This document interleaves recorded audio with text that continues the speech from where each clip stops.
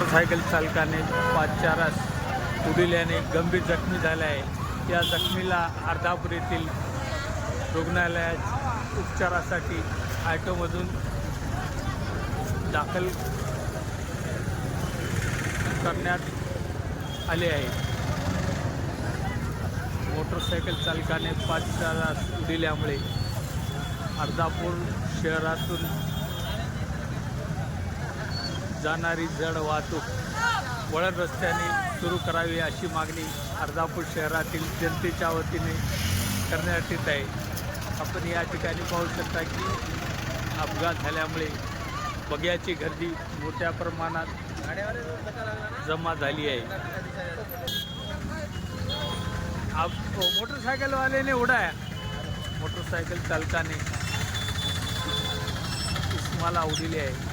महादेव मंदिरासमोर नांदेड अर्धापूर रोडवरील घटना आहे। एक जण गंभीर जखमी अर्धापूर येथील ग्रामीण रुग्णालयात उपचारासाठी दाखल करण्यात आले आहे।